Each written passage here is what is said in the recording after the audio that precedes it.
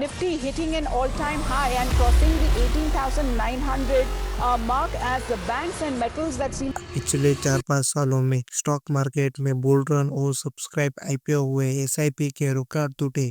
इस bull run का सिर्फ 3 कारण। पहला बड़ा फैक्टर ये था कि अब तक स्टॉक मार्केट में 30-40 साल के बड़े उम्र के ही लोग इन्वेस्ट किया करते थे। आज 20-21 साल के युवा इन्वेस्ट या ट्रेडिंग कर रहे हैं। सिर्फ टियर 1 सिटी के ही लोग इन्वेस्ट करते थे। अब गांव देहात के ही लोग इन्वेस्ट करने लगे। सोशल मीडिया और इन्फ्लुएंसर के वजह से स्टॉक मार्केट की अवेयरनेस बढ़ी और उसमें एंट्री होती है ग्रो की 26% मार्केट शेयर के साथ और ग्रो का 80% यूजर टियर 2 टियर 3 सिटी से है।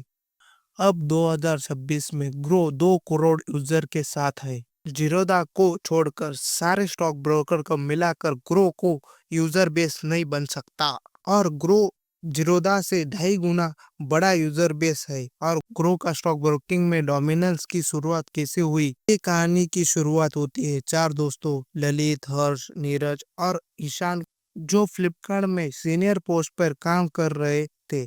उन्हें देखा कि टेक्नोलॉजी और शॉपिंग में तो डिस्टर्ब कर दिया है पर फाइनेंस भी अब पत्थर के जमाने में है। अली किरसे ने एक अमेजिंग चीज नोटिस की। इंडिया में 20 करोड़ लोग इन्वेस्ट कर सकते हैं पर सिर्फ 2 करोड़ ही करते हैं। तो बाकी 18 करोड़ लोग कहाँ गए? उन्हें लगता है स्टॉक मार्केट एक सट्टा है और अकाउंट बनाना तो नाइटमेयर है। हॉनेस्टली बताना, क्या आपको भी शुरू में लगता था कि डिमैट अकाउंट खोलना मतलब बैंक के चक्कर लगाना?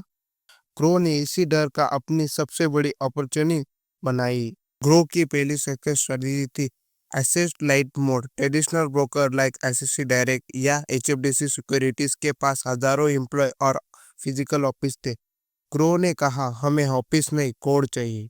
उन्हें खुद को एक डिस्कॉम ब्रोकर बनाया। इसका मतलब no research no physical branches. इससे उनका ऑपरेशन कॉस्ट इतना कम हो गया कि वो यूजर को 0 फ्री अकाउंट ओपनिंग दे पाए। जब कॉम्पिटिटर 300-500 मांग रहे थे, ग्रो ने कहा आप बस आओ बाकी हम देख लेंगे। 2016 में उन्हें डायरेक्ट स्टॉक से शुरू नहीं किया। उन्हें शुरू किया कि म्यूचुअल फंड, क्योंकि म्यूचुअल फंड सेफ लगते हैं। उन्हें कमीशन खत्म कर दिया। लोग टूट पड़े। पहले महीने में 100 यूजर की उम्मीद थी पर 600 आए। ये उनका ट्रोजन हॉर्स था। एक बार यूजर ने म्यूचुअल फंड के लिए ऐप डाउनलोड कर ली और ग्रीन ग्राफ देख लिया तो उसका ट्रस्ट बिल्ड हो गया। फिर ग्रो ने क्वाइटली 2020 में स्टॉक ऐड किए, फिर आईपीओ ऐड किए, फिर डिजिटल गोल्ड ऐड किया।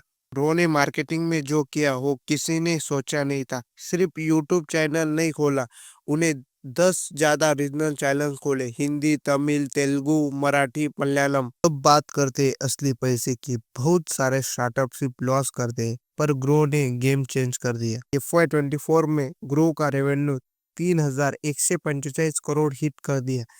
ये पिछले साल से 119% की ग्रोथ थी। उनका ऑपरेटिंग प्रॉफिट 535 करोड़ तक पहुंच। जब जीरोधा के एक्टिव यूजर 10% की स्पीड से बढ़ रहे थे, ग्रो के पास 40% मार्केट के नए यूजर आ रहे थे। This is the pure dominance.